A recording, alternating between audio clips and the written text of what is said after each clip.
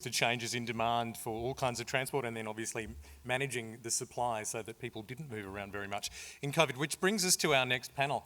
We're going to look at where to next, which is a very difficult question under the circumstances, but if I could ask our panellists to make their way up to the stage. This is the Future Transport Strategy 2056 Where to Next panel. And joining us on the panel, Camilla, the Deputy Secretary, Infrastructure and Place at Transport for New South Wales. Please make your way up. David Franks is the CEO of Keolis Downer. Tracey Gibson, the Executive Director of Future Cities and Networks at Commonwealth Bank. And Dr. Eddie Jackson, the CEO of Liverpool City Council. And our provocateur, Jason de Sousa, the Executive Director of Lendlease Australia. Please make them welcome.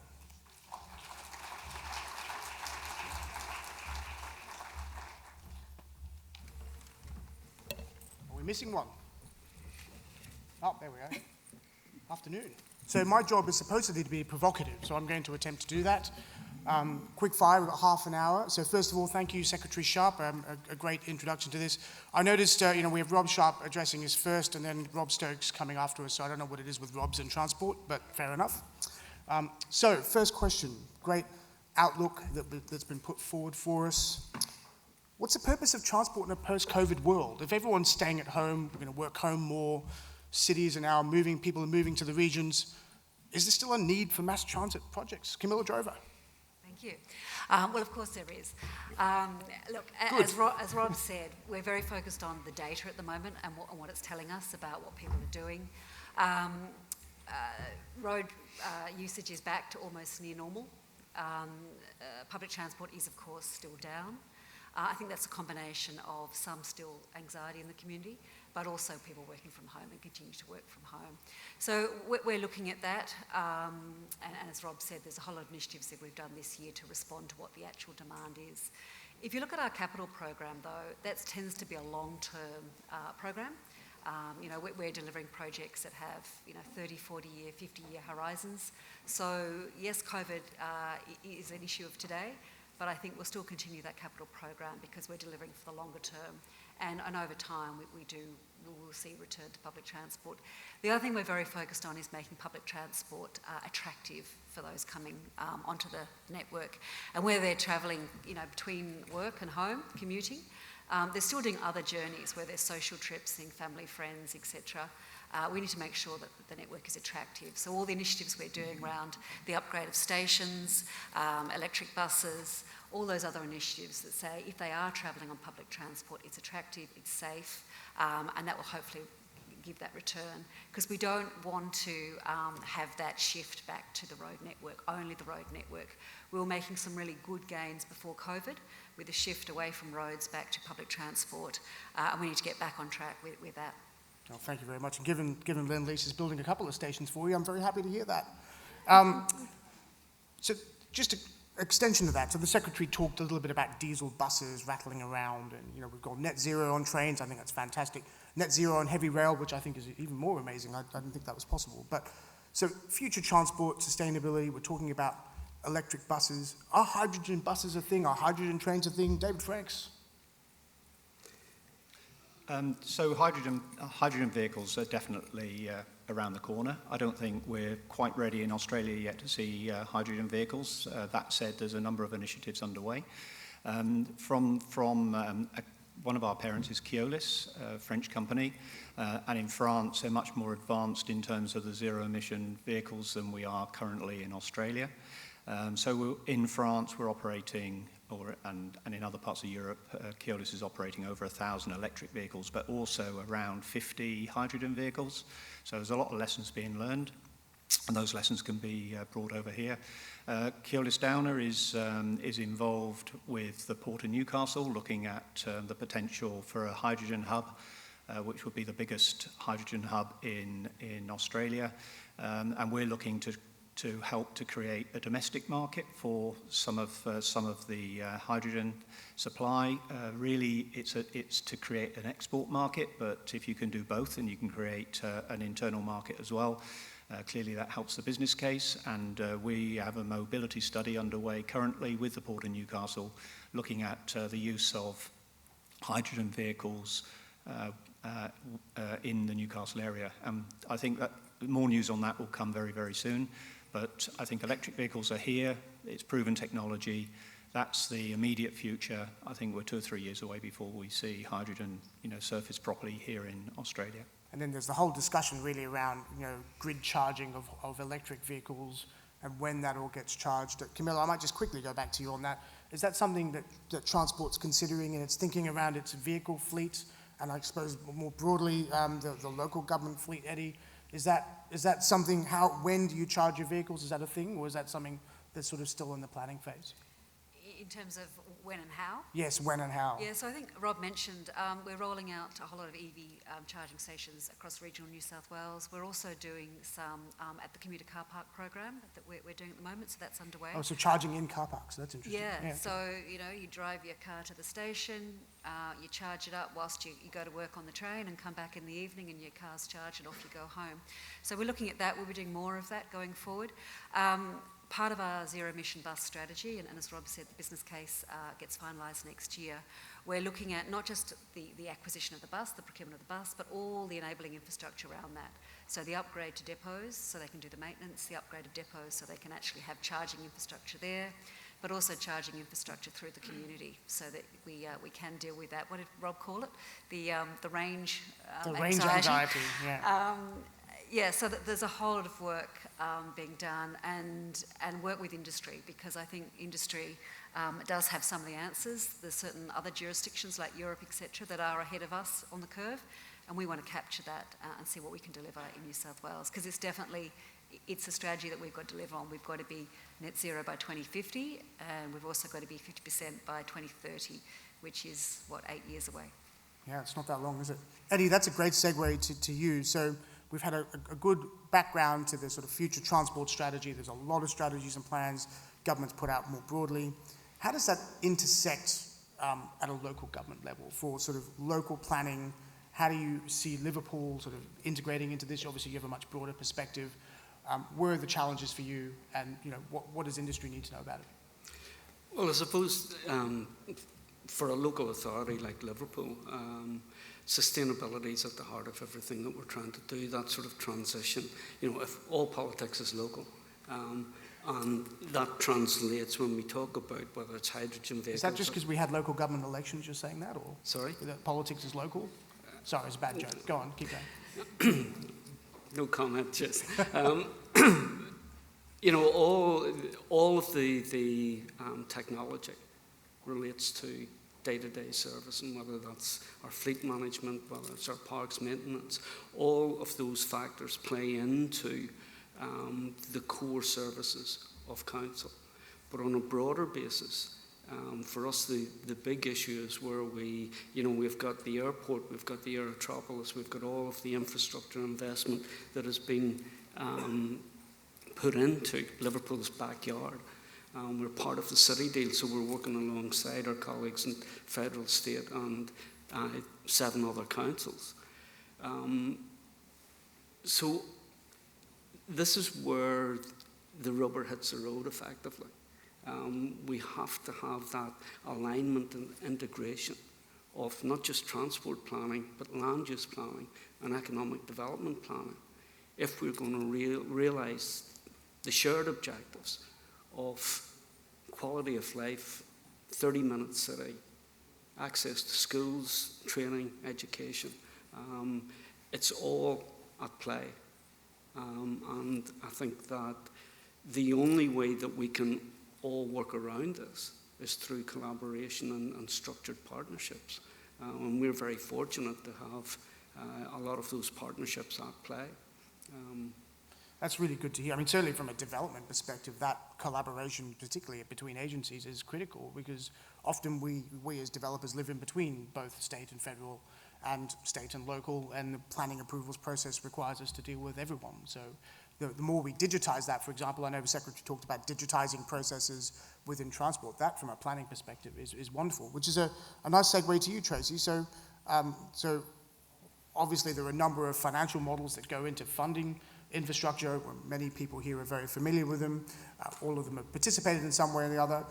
What should we be looking at investing in? What's CBA looking at? Are there different ways of thinking, or have we got sort of the balance right in how the private sector plays? So can I go back to, just before Yep, I please. answer that, to zero emission buses? Yeah. Because we have actually a team of people sitting in front of us here that would love to talk to people in the break around zero emission buses. They've been putting a lot of thought into it and have some really good insights. But the message is basically, if we're going to meet those federal and state targets, reduction emission targets, that we really do need to be acting now. Collaboration seems to be the word of the day. We're all talking about collaboration, but collaboration is required across a number of stakeholders, government, contractors, manufacturers, financiers, the infrastructure owners and investors. I mean, there is the infrastructure rollout that's associated with the move to EVs and zero emission buses, which I think Camilla touched on in terms of the charging stations. I think across Australia, I'm probably going to get this stat wrong, but I think there's only 2,500, is that right? 2,500 charging stations.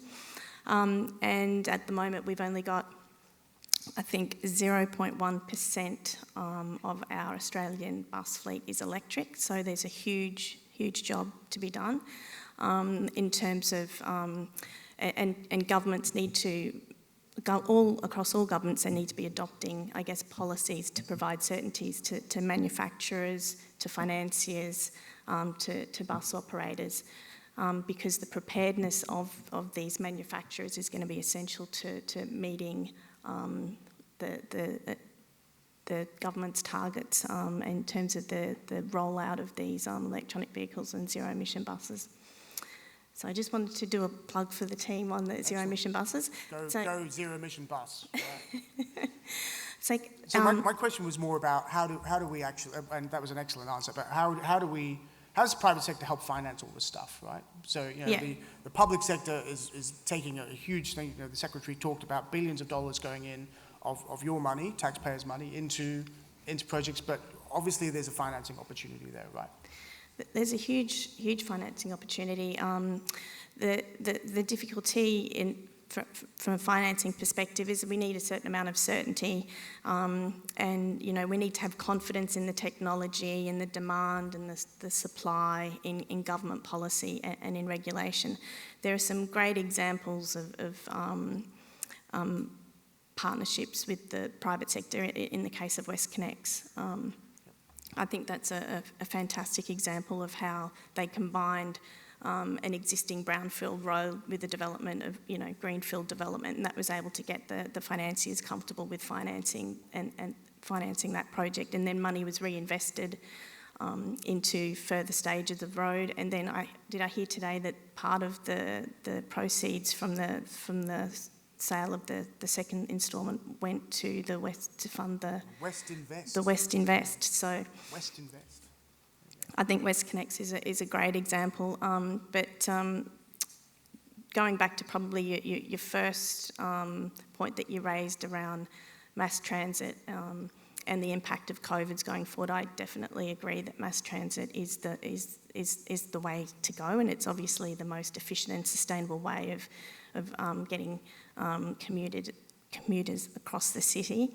But there may now be an activation of sort of suburban hubs coming out of COVID, with more people moving to a hybrid working environment. So that may put more pressure onto local. Yeah, which means we're going to change our community planning a little bit. So there's a great new funding model that the New Zealand government has come up with, and it's trying to facilitate private sector investment in the development of new infrastructure for urban and housing development. And underpinning it is a legislative process where they're going to set and enforce a levy to the people that benefit from the infrastructure, and then that will be used to repay, obviously, the debt that's borrowed to fund that, to build that infrastructure. So there's some great examples of different models around the world that we can be leaning on. Yeah, and I think it's so important to sort of look at what other countries are doing as well. So collaboration, the buzzword, as we've talked about, not a buzzword, it's an important word. What do we need to do better? Camilla, how do we actually collaborate better? We've What got do to we come need to do to support you, I guess is my question. Well, we're definitely on that journey, but we've got to come together earlier. So Tracey and I were talking earlier, zero emissions buses, the strategy's out. We do need the ideas from industry because we don't want to wait till we get to a procurement process. It's too late. So the earlier we're talking and understanding what can be done by the private sector, but also what's being done elsewhere, because we haven't got all the ideas here in Australia, and some of these things have been done more of already. So I think getting together, open and transparent, and just seeing where the value lies and how we can capture that and take that forward. And I think, just to pick up on the finance point, we're moving away from the old PPPs, I suppose, where we had very large aggregated projects where the private sector funded the whole thing, perhaps to more of a disaggregated model. So if you look at ZEBs, there might be opportunities for financiers in, say, the zero emission, the charging technology and the funding of that, as opposed to, So institutional ownership of the charging infrastructure. Yeah, Yep. or participation in the upgrade of the power network to enable ZEBs, as opposed to, just the bus itself. So I think some opportunities there. I also think the USP process, you would have seen an uptick in USPs that are coming into government in the last few years. I think that's positive, because what it's saying is that the private sector is willing to put themselves out there and put forward their ideas. But it's about getting together earlier, I think. That's the big thing, because we're getting together, but we need to be doing it earlier to really capture those values and work together to find that value. Oh, I completely endorse that. I mean, certainly as someone who's involved in your market sounding processes, the sooner you can start speaking early on before there's a probity curtain. Once you go, as soon as a probity curtain comes down and our friends from the probity advisor is in the room, that's a process, right? It's an important process, but you don't get really any innovation discussion at that point. It's very much a procurement process. So I completely endorse what you say about very, very early, before there's any sort of discussion on procurement. That's when that's when we get to have a free and open discussion. It's so important. Eddie, how do we collaborate better? Well, Western Sydney has led the way in terms of formal collaboration through governance structures and the city deal in particular. In bringing together the three tiers of government, it's been necessary but not sufficient. And I think now is the time to broaden out the engagement. We need to involve the aids and meds, industry, financial institutions and civil society in a broader form of collaboration, which taps into the resources right across the board, rather than having that sole dependence on government funding. I think it also calls, from a local authority point of view, for those of us who have been involved in the city deal and in planning for growth. This is not business as usual. This is regional economic development at scale. In 5 years' time, the airport will be opening up, and the world will start to arrive again. There are time frames at play here. We need a sense of urgency. We need to bring people to the table, and we need to draw on the widest possible source of resources and talent and funding. Because if we're actually going to make things happen in time for the opening of the airport and for the future development of the aerotropolis, we need that to happen quickly. So it's not necessarily more collaboration, it's the right type of collaboration, I would argue. No, I think that's so true. And I think a point you made earlier was about sort of aligned development. So you have the airport opening. I know the airport's starting to think about what else they want to build with it. The city is sort of thinking about what sort of the job targets should be. And if all of that comes up together and then the private sector can participate in that process, that's how you get that sort of collaboration that you've been talking about. Is that right? Would you agree with that? Yeah. Totally agree. So let's take a private sector perspective. David, how do we collaborate better? You're a victim of PPPs. You run many of them. Right? You've done patronage risk deals, you do deals all over the world. How do we collaborate better? Look, I think it's all about people. I think the first and foremost, it's about the relationships that can be developed and how you make them work. And then it's about listening to what each party can contribute. Not sure if that's still working. Yep. It's about listening to what each partner can contribute to, and the point you make about probity-related issues, they do restrict things, but there are ways, as we see with the Western Sydney Airport, conversations we're having are interactive all the way through the process, and I think that's a great way to to keep the conversation going and to keep ideas coming forward and to share thoughts and ways forward. So I think it does come down to the people at the end of the day. Tracey, how do we collaborate better? I don't have anything additional to add. I mean, I totally agree with the point that you made around probity. I think the conversations that we have in market sounding exercises as financiers with government is really beneficial, and we're very honest in terms of the feedback that we give. But I think once the project's in the market and the probity wall comes down, I think sometimes the collaboration is no longer there, so you have to do all of that upfront collaboration and get it right first before the probity wall, as you call it, comes down. But I mean, events like today are a great example of how we can start the conversations, and hopefully that's achieved out of today. Yeah, I completely agree. Okay, we've got 5 minutes left. Quick fire questions. Any of you can take this, so it's not game show, sorry, but we're going to try and set it up. Norway only has 7% of fossil fuel cars, and electric Volkswagen Golfs are less expensive than petrol fuel cars. How do we force that transformation here, says Phil Davies from Deloitte. Who would like to take that one? Anyone? David. I didn't actually. Oh, sorry, Tracey. You were so quick, I didn't catch the question. Let me do it right. All right. Norway only has 7% of fossil fuel cars, and electric Volkswagen Golfs are less expensive than petrol-fueled cars. How do we force transformation here? Well, I could start. I guess the key is government policy. And any mechanisms to support. I do think that once a government makes a statement about certain things, as we've seen with zero-emission buses in New South Wales, then the market kicks in and you get people come forward with ideas. So, if you like, that's a policy decision that has seen a lot of contribution to develop that suggestion. But Norway's approach there.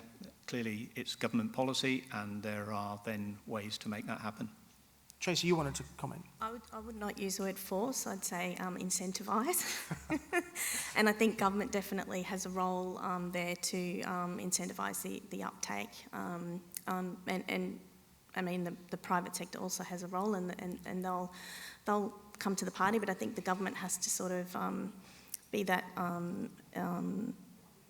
provide the incentives. For the take-up. But all the conversations we're having, with our clients at the moment, everyone's thinking about how they're transitioning their business to net zero. So certainly the private sector is doing their bit. Thanks. Camilla? Oh, yeah, the other thing I was going to say is it's more than the vehicle. It's the infrastructure that supports the running of that vehicle. So those charging stations, where you park them, and just the industry, like how you maintain those vehicles. I know they don't have quite the same maintenance requirements, but looking at the broader picture about how we actually get them enabled in the community, not just the actual purchase of the vehicle. Fantastic. Eddie, I'm going to ask you this question. Should the COVID-induced decentralisation and migration to regional areas impact New South Wales transport planning? If so, how? Second, Jasmine. Should the COVID-induced decentralisation and migration to regional areas impact New South Wales transport planning? And if so, how? So you're not a regional area. Do you think they should be moving to regional areas? Yeah, look, COVID has had a significant impact right across southwestern Sydney, and we were in the middle of one of the local areas of concern. I think there will be a legacy there. We have to address that. We have to address and look at the brand of the southwest and western Sydney as a result of that. But I think we build that on excellence and ambition and aspiration. Fantastic. So we've got a couple of minutes left. I want to invite you all just to provide a final thought to our audience here around the future and the future of transport and the future of the city. So Camilla, I might start with you. Final thought. Look, it's got to be community-centric, whatever we're doing. So I think, better collaboration with the community to understand what their needs are, to support their transition away from the road network, particularly in Western Sydney, on that mode shift, but also working in partnership. As Rob said, we're integrators more than deliverers these days, so very important that we have that collaborative framework and we work to it. Fantastic. Eddie? I suppose I go back to the early days of the city day. And while there was a lot of focus on the north-south rail, there was a clear demand on the part of the 8 councils that it wasn't just about the north-south rail, it was about a regional network, which included Western Sydney Airport, the rail, the roads, at state level, local level. So we have that connectivity at all levels. I think that's still a legitimate request.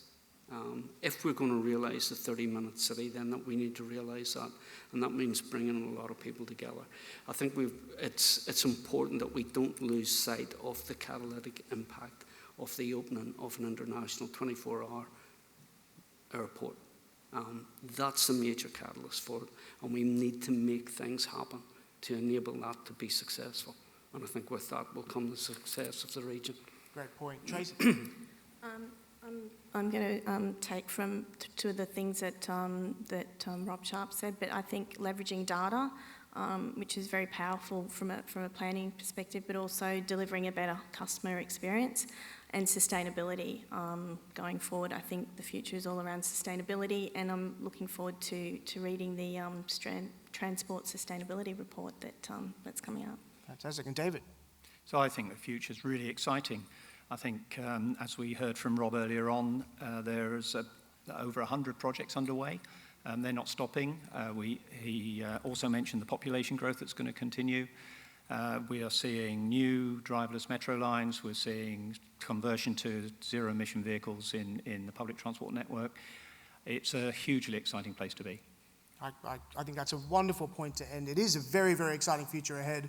I think the room here tells you. Ladies and gentlemen, please thank our panel.